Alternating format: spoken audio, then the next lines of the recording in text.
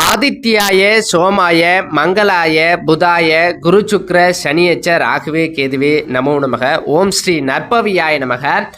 கும்பராசியின் ஆட்சி அதிபதியாக சஞ்சரித்து வரக்கூடிய சனி பகவான் நடக்கக்கூடிய நவம்பர் மாதம் 15ஆம் தேதி வக்ர நிவர்த்தி அடைய உள்ளார். இதன் காரணமாக சில ராசியினருக்கு சனியின் மூலம் பல நன்மைகள் சிறப்பாக கிடைக்கக்கூடியதாகவே இருக்கிறது. கும்பராசிக்கு இந்த பெயர்ச்சியான சனி பகவான் அங்கு ஆட்சி அதிபதியாக சஞ்சரித்து வருகிறார். இதனால் மகரம், கும்பம், மீனம் ராசிக்கு 7.5 நாட்டு சனி பகவானும் நடந்து கொண்டிருக்கக்கூடிய நிலையில் கடந்த 3 மாதமாகவே சனி வக்ர நிலையில் இருக்கிறார். தற்பொழுது சனி பகவான் நவம்பர் மாதம் 15ஆம் தேதி முதல் வக்ர நிவர்த்தி அடைகிறார். இதனால் கவலைகள் தீர்ந்து நன்மைகள் நடக்கக்கூடிய ராசிகள் யார் யார் என்று பார்ப்போம் வாங்க.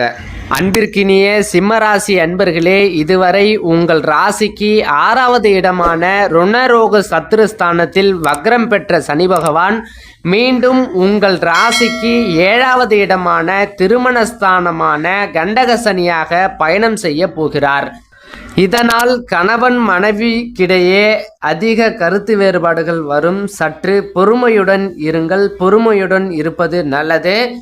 7ஆம் இடத்திற்கு வக்ரம் பெறுகிற சனி பகவான் தன் 3வது பார்வையாக உங்கள் ராசிக்கு 9வது இடத்தை பார்ப்பதால் தகப்பனாருடைய உடல்நலத்தில் இருந்து வந்த பிரச்சனைகள் சரியாகும்.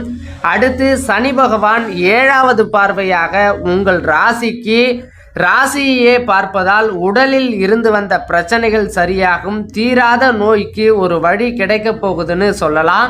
குறிப்பா மனதில் இருந்து வந்த குழப்பங்கள் சரியாகும். பிள்ளைகளின் வாழ்வில் அதிக முன்னேற்றங்கள் ஏற்படும். உங்களின் தொழில் ரீதியாக அதிக முன்னேற்றங்கள் ஏற்படும். மற்றும் அரசாங்க உத்தியோகத்திற்காக முயற்சி செய்து கொண்டிருப்பவர்களுக்கு வெகு விரைவில் அரசாங்க உத்தியோகம் கிடைப்பதற்கான வாய்ப்புகள் இருக்கிறது.